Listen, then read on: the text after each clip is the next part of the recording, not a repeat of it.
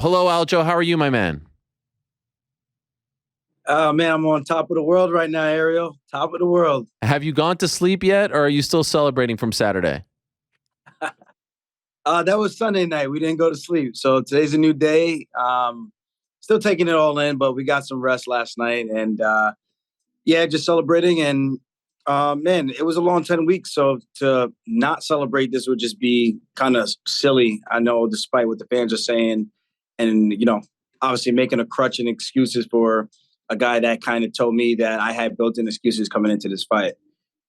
Well, okay, so let's get into that. Had you heard anything regarding an injured shoulder? Did you hear anything, any whispers, any inkling, anything like that leading up to the fight? Hell no. TJ doesn't even see nobody from the UFC PI. So, no, I had no idea. The only time I heard about that was in between rounds when I believe it was Al or Ray. One of them pointed it out and said, hey, I think his shoulder's out of his socket or his shoulder is messed. I don't think they said out of the socket. I think they said, I mean, it was such an in the moment type of thing. So I don't remember. I have to go back and actually listen. But it felt like they said, I think there's something wrong with his left arm. And I was like, I said, which arm? And something like that. And then they told me the left. And yeah, I had no idea going into that second round. And no one knew anything about the guy. And yeah, it is what it is. So could you not feel, because it was hard to tell, like, was it an elbow? Was it a hand? Was it a shoulder? Could you feel anything was off about him as you're on the ground and it looks like you're going to finish it? Like, could you feel that he was not able to move this? Could you, anything like that? Or you're so locked in, you don't notice? So locked in, I did not notice. I knew when I had I was looking for the pass and I was like, it's either this guy's waiting for me to make a mistake or he really sucks on the ground. Wow. I'm being completely honest. Yeah. People are going to say cringe because they say cringe for everything. It's like the word epic. Like we went down this rabbit hole already. People just don't have a word to explain something they don't like or don't understand. They just throw the word cringe in there just to sound like they're cool. So I had no idea that the guy wasn't really using his left side of his body. It's very interesting, though, that when he threw that front kick, I caught it, and he posted his left arm, which was the shoulder that came out of the socket. And, it's 50-50 chance you got two arms. And fortunately, it was the one, I don't know, fortunately, but unfortunately for him, it was the one that was bad, and he posted on it. And I've had a shoulder surgery before. I know what it feels like going through training camps with the shoulder subluxing. So I completely respect TJ in that regards. Super tough, super warrior type of mindset to want to go through the fight. One, go through a training camp like that. Two, so I give the guy all the respect in the world.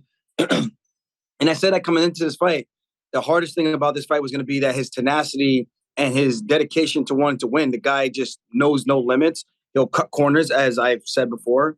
I'm not going to change my tune now because he's just that much of a competitor. He really wants to win. And, the guy's ballsy to think he was going to beat me with my skill set with one arm. So it's either he was really, really confident or really, really stupid. So there's no in between. And at the end of the day, we know what we take in terms of chances and risks going into the fights.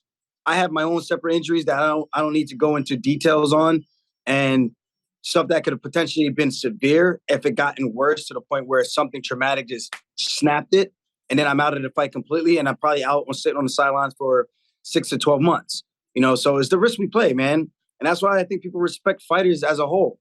So respect to TJ for that. Hats off to him because he took a lot of punishment where I truly feel most guys would have came there just to collect the check. And if they found themselves in a bad position, they would have just said, okay, I'm going to gracefully bow out, wait for the ref to pull him off of me and just go home to live to fight another day. So, again, respect to TJ, even despite all the shit I was talking and his shit he was talking. But that's one of the things about this sport, man. It's once it's done, we sign on the dotted line. I can say whatever I want to you because you're the guy I'm fighting. Fans can say humble, arrogant, cocky. I don't give a shit what you say. I'm fighting this guy, not you. You don't get to tell me my mental approach, my mindset approach, and how I want to play this game and leading up to the fight. That's not fair for fans to try to dictate and put that on us and then try to label us and call us cringe or whatever. Like, shut the fuck up, bro. I can say whatever the hell I want to do to promote this fight. I can say whatever it is I want to get in my opponent's head. And I can say whatever it is that I think that I believe because I'm the one that's getting in there, not you, not anybody else. It's me and him. At the end of the day, we get to settle it. And when it's done, humble in victory, humble in defeat, we go home to our families, and that's what it's all about. And that's why I love the sport of MMA. By the way, what did you say to him when he was sitting on the stool afterwards? It looked like you went up to him you were like kind of kneeling down in front of him. What did you say? I just went over to him. I mean, honestly, it was in the moment. My adrenaline was running high. I do kind of crazy, sporadic shit when I'm like high on adrenaline. I think anybody does. But I just told him, like, man, it's an honor to fight you. I said, win or lose, bro. Even if I had lost, I think I told him, even if I had lost, you get all the respect in the world. You've done something that I always wanted to do. You're somebody I looked up to, and respect, man. Nothing but respect. There's no animosity on my side, and hopefully there's none on yours. I mean, I might not have said it in that many words, but that's pretty much the premises of what I told him. And I could only imagine if he had won, how he probably would have rubbed it in my face. But that's the game we play, man. And guess what? When you lose, you really have no say in how your opponent handles the situation. So, again, it comes down to once the fight's over, man, that's it. It's like the ship has sailed and there's nothing you can do about it. I can't go back and jump on him after the bell and take a cheap shot. I fought him fair and square like a man. We both made our walk to the octagon and made a better man win. And unfortunately for me, it was my night. People could say whatever they want. And I know people are going to try to discredit my wins. They find any way to discredit me any way that they can, which at this point is kind of laughable because no matter what I do, there's going to be some type of fault. I think that just lets everyone in the world know, like, no matter what you do, there's always going to be haters. There's always going to be someone judging, and there's always going to be someone trying to discredit the things that you're doing. Because when you're being great, people always want it to be them, or they just envy the work ethic, or they admire you to the point where they have to hate on you to try to tear you down, to make you feel like what you're doing is worthless or not as good, or ain't, I don't know. We live in a weird world, man. It's like, why can't you just clap for somebody? You know, like, just shut the fuck up, put your own bullshit aside, and just clap for someone. Just shut up. You know what I mean? Like again, if I had lost, I would have eaten a lot of humble pie. Yeah. And I would have gracefully bowed down and said, hey, man, you were the better man tonight. And that's it. That's how I've always been. I've lost. I've been knocked out. It is what it is, man. I've had close fights. It's part of life. It's amazing because when it was clear that he was hurt, the first thing that came to mind was, oh, everyone's going to try to discredit Aljo. Like, it was your fault that he got hurt. Like you were the one who threw the illegal knee. It is very frustrating. And I'm wondering in the moment, like, when that hits you, do you think like, oh, are you even thinking about those things? Like, oh God, here we go again. I'm going to have to deal with this bullshit. Or are you, again, so locked in that only comes afterwards? Because I know you've seen it, and I think it's incredibly unfair to you. You play with the hand that you are dealt with, and that was the hand. And if he would have knocked you out with the other hand, no one would have said a thing. In fact, they probably would have been pouring salt on your wounds and said, look, he knocked him out. Like, come on. It's total bullshit. And he signed up to fight. He showed up to fight. Enough with this nonsense. And I feel for you. I really do, because it annoys me. I can't imagine how much it annoys you. Yeah, it doesn't bother me in the moment, but afterwards, when I go back and I read the comments, because I read the comments. People could say maybe that's the problem. Social media. I'm very heavily involved in social media, man. It's our life. It's our branding. You don't get super crazy marketing and pushes from the UFC outside of certain people. I don't got to name names. I think people all know who they are. And you got to do your own promoting. You got to do your own branding. I don't got a PR agent. I'm not paying for that, or I haven't paid for that. So you got to do what you got to do. So I read the comments. I try to see what people are saying, try to get a feel. And it's like, there's so many different viewpoints on me. There's like, oh, it's the cocky, arrogant Aljo who's not humble. There's the one that support me because I work hard. There's the ones that think that I'm fake. There's the ones that think that I'm cringe. And the ones that think that I'm cool. I'm like, I don't even know what persona I have with the media. It's so weird. Like, people can't make up their mind. But for people to try to discredit me, had this guy had won, it would have been the ending. It would have been a never-ending parade of the fake champion finally loses, who should have been 0-2 against Yan. It's just like, there's literally no winning. And that's why I don't give a shit, because of that. And people are going to say, and this is what's going to happen. I'm going to say this, and people are going to go, oh, he says he doesn't give a shit, but he's reading the comments. I'm going to go, dumb. I'm reading the comments for my purpose of building the next fight, seeing what people are saying, seeing how to respond in the sense of how to go forward and proceed. And it's all a game. It's a business at the end of the day. So if you can't wrap that around your head, then you're too dense and too stupid. And as I said, common sense ain't so common. And I read the comments, and it's good for me on the downtime because I get to chill back and relax and just kind of laugh while I'm having a beer, taking my victory lap. So the joke's on you. You're sitting here talking shit about a guy who's way more successful than you'll ever be in your life. You probably live in your mom's basement. You're probably eating a bag of Cheetos at the moment. And you're probably trying to discredit my wins, which are more valid than anything you probably did in your entire career or your entire life. And not to be a dick, but that's really what it is. The reality sucks sometimes. You know, if anything, I feel like I'm one of those guys who try to praise people for trying to chase their goals and dreams. But then you got these fucking haters who sit there and doing all these things. And it's just like, dude, there's better things you could do with your time in your life other than trying to suck value from someone who's actually trying and sacrificing things to get to a fight. TJ came to the fight, no quit, didn't tap out, could have bowed out, took his check and went home, took the ass whooping like a man. And I even told Mark Goddard in the back room, I said, bro, I talked a lot of shit coming into this fight. So if it's looking bad for me and I'm trying to stay in the fight, let me fight and go out on my shield, please.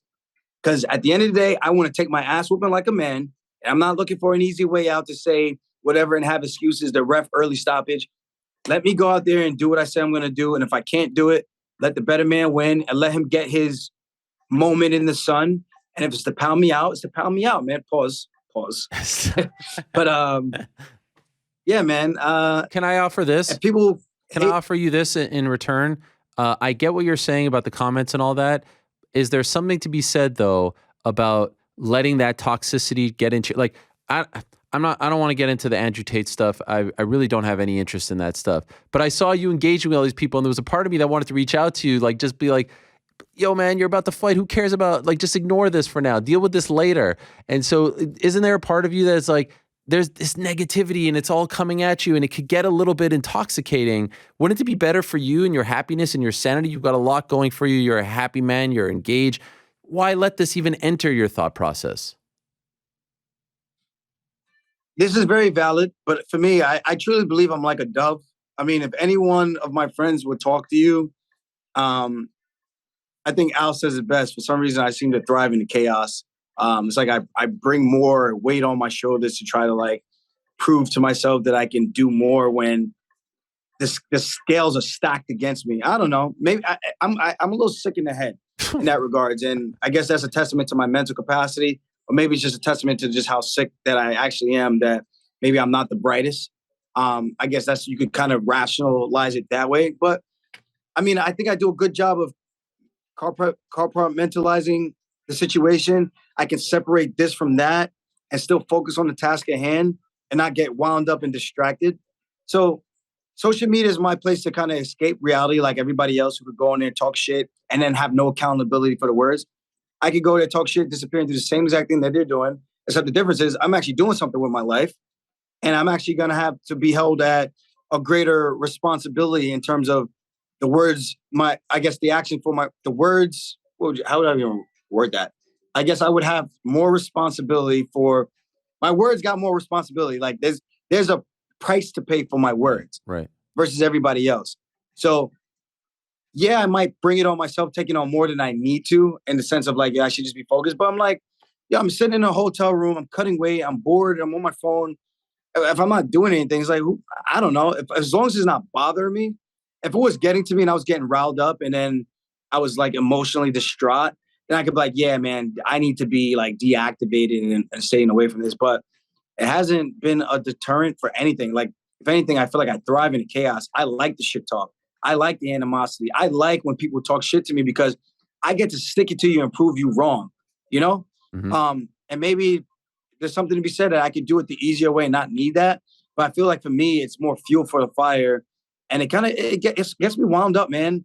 There's nothing that gets you more excited when someone talks shit and you could like just shove it in their faces and tell them to suck it, bro. That's like the ultimate satisfaction. There's really nothing greater than that. I mean, but there's the silent killers who's more stoic. They'll be quiet and they'll do it peacefully. Nah, I like chaos, bro. I like chaos. Let's burn the fucking houses, burn the fucking bridges, burn the city down, and let's get crazy and see who survives the fire first, you know? The longest, you know? That's kind of my mentality. And again, if it's not deterring from my performance, my training, my sleep, Am I peace? I'm at peace. I can go do this, get off the phone and forget about it, literally like this, seconds.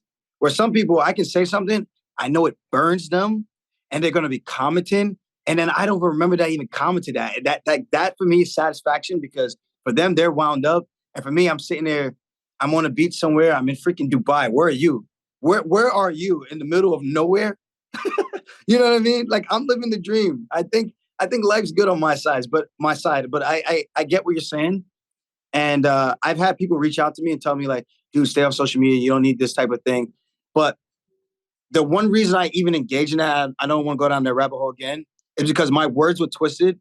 And that's the last thing I refuse to do, is to let someone try to twist my words and manipulate them, to try to paint me in an image that I'm not, and to try to label me as something that I've never once agreed with, never once sided with, never once said I backed or supported, and then try to make me look like I'm some type of asshole, because I'm not that guy. And if you think that I'm going to be that guy and bow out and just apologize and just say, you're right, I should. No, motherfucker. I'm going to sit there and tell you what I said. You're going to listen to me, and we're going to have an adult conversation. And if you don't want to listen, then guess what? I'm going to still say what I'm going to say. And maybe, again, maybe I'm doing too much, but that's just me, man. I can't be anybody else but Aljamain Sterling. If you like it, you do. If you don't, dude, cool. There's other people you could go gravitate to and cling to, man. I'm going to be me. I'm going to be me. I'm going to be authentic, and I'm not going to change for nobody.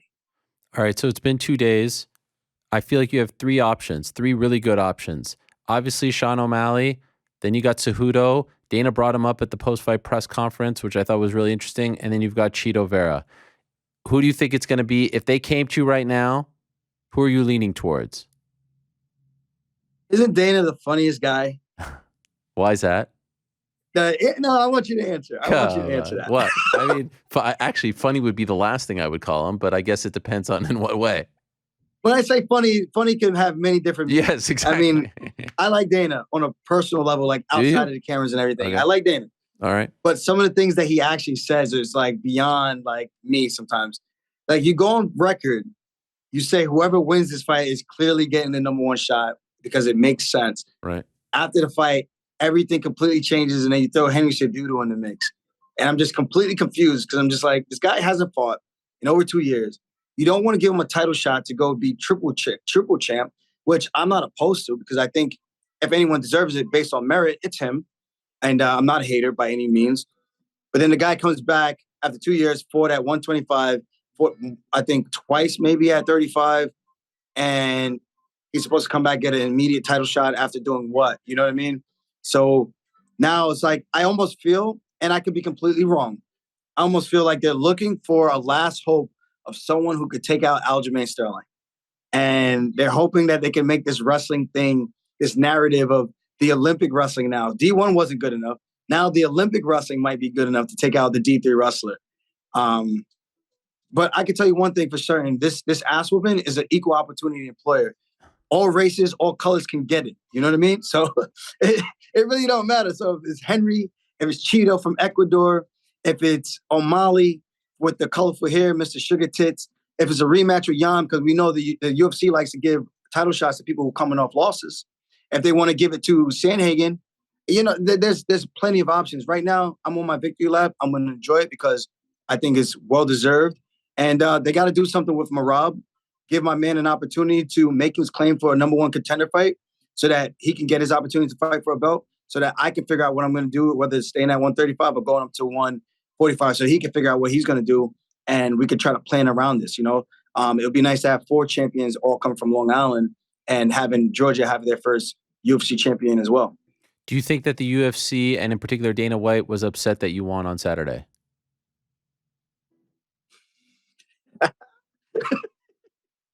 I don't know. I really don't know. I'm a couple of rum drinks in right now, but I really don't know. Hey, I'm on my victory lap, right? Why not enjoy it? I'm in Dubai. Yeah, man, enjoy it. Dubai. Hopefully, you guys talk behind the scenes soon. But you break bread at all? I love it. We have before the fight. We had some good conversations where, you know, we're supposed to have a sit down. They said, you know, I don't know what's too much of being like disclosing to the headlines anymore, because no longer are all the commissions disclosing fighter pay, which I didn't know, which I found out after the Jacksonville fight when I did that podcast on my YouTube channel. And I disclosed that, and I had no idea that that wasn't disclosed. I was like, oh, now I kind of feel stupid. Kind of, I thought it was disclosed, but it wasn't. So I don't know what's too much is too much, because then I can say one thing's for certain. My bank account, I finally hit $1 million comfortably, with my 3 houses and all my other investments, not including those, just straight up actually breaking that. And I'm super proud of that. It might not be something to brag about to other sports, but for someone who's been in a sport like this where the pay scale isn't the craziest, I'm proud to say, like, of all the things I've been able to do, buy my mom a house, buy myself a house, where I'm at right now, I'm in a very good place in my life. And thankfully, it's because of Dana and Hunter and those guys, Lorenzo, all those guys. Because if it wasn't for them, I wouldn't have this platform to do this. And I don't know what they really think about me, man. Like I said, behind closed doors, it's all great conversations. We're all cool. But in terms of business, business is business, and I get that.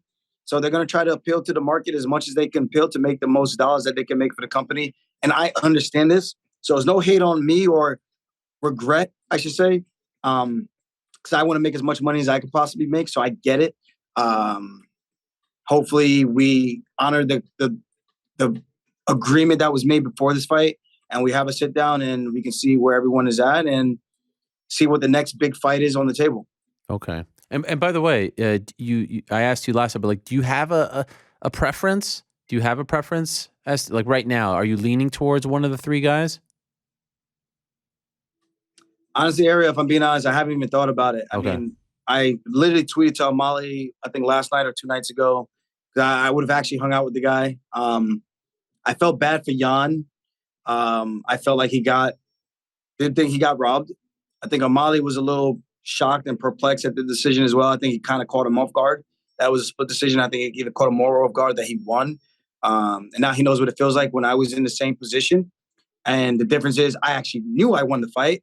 And he's on the side where he won the fight, and he doesn't even know if he really won the fight until he goes back and watch it. Where in the fight, I knew based on the strike count that I freaking won the fight, you know? So at the end of the day, man, this is the most competitive division. People are going to try to find any way to discredit me. I'm going to just keep doing what I'm doing, keep racking up these W's. The numbers won't lie. When you go back and look at the history books, I should have the most wins in the bantamweight division, but they don't count my Renan Barão win because California Athletic Commission decided on the week of the fight to make it a catch weight at 140.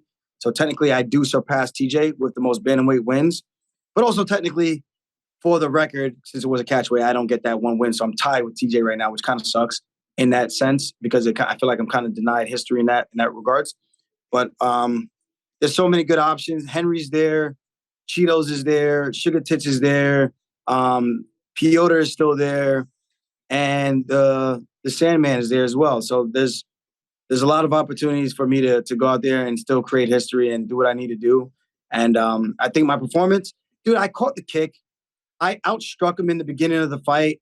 And he threw the kick, everything that we saw, that we trained for. I studied tape, knowing that he might throw that, and we knowing that we're going to. I can show you so many different things on my sparring footage where we worked so many nuances of TJ that we prepared for, and show you so many different times where I caught kicks, ran the guy down, took him down, and that's exactly what would have happened. They posted arm. And again, I've dealt with the labrum surgery before. I fought 8 professional fights, seven, because then my 8th one is when I came back from the surgery. And then I got signed to the UFC. So I know what it feels like to go with that. And again, not knocking TJ, but for someone that made up all these things in the world and all the fans bandwagoning a cheater and saying that I'm building in excuses for when I lose. Like I said, man, if I lose, I take my L like a man and I go home. Whether you're cheating or not, I don't give a shit. I lost. I stepped in the octagon. I took the chance. Win or lose, I go home with those results. So for him to, as soon as the fight's over, to say that, and then the fans try to use that against me and say, oh, he heard it in the first 30 seconds. I'm like, dude, I took him down. He made it to the fight thinking that he could beat me, right? So, guys, stop making excuses for these people because at the end of the day, these excuses don't write checks. Wins do.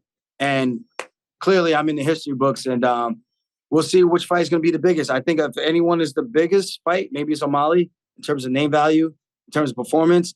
I think he saw what I did to TJ. He saw what I did to Yan and any of these other previous opponents that were in the top 5, top 10. Remember, Ariel, my 3rd UFC fight, I fought the number 6 guy ranked in the world. And since then, I haven't fought anyone that was unranked.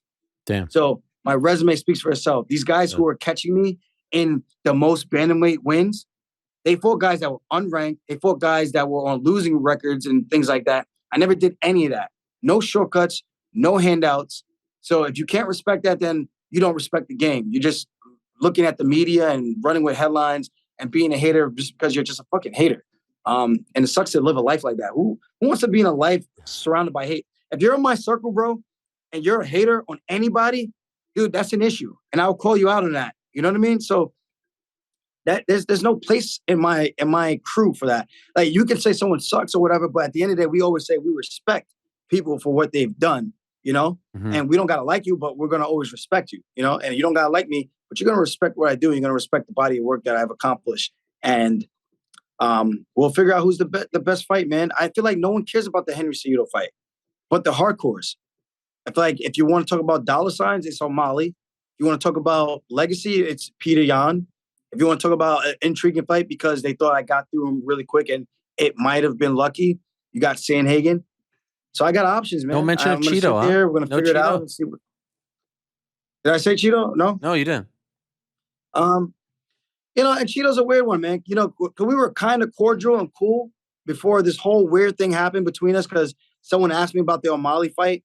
And I said it was a weird thing, but Cheeto threw the kick. I said he won. I was like, it was a fluky thing that happened in terms of the reaction, but Cheeto won. And he took that as like disrespect. And the guy started going off on like he was butthurt. You would have felt like someone literally stuck their fingers up his asshole, how he reacted and started getting super defensive. I'm like, dude, who gives a shit? Like, you won the fight. You got both checks. Who cares, bro? Like, you fight again. If you don't fight again, who cares? You got the W. You go home. Who cares? That's literally how I live my life. People care way too much, and if that's what he needs to get up in the morning to feel animosity to want to get in there in the octagon to compete, then I get it. But I don't know. Man, I'm here to compete against the best in the world, and if Cheeto's the guy that they think is going to be the guy to beat me, dude, I think I do the same exact thing to him as well. You know, he might have a little bit better jiu-jitsu. He might have two arms. But I think we can all agree, man, if I take you down, it's literally a problem. Aljo, congrats on the win. I'll let you go. Appreciate you doing this while you're celebrating and everything. Another big win for you. I'm curious to see how this goes.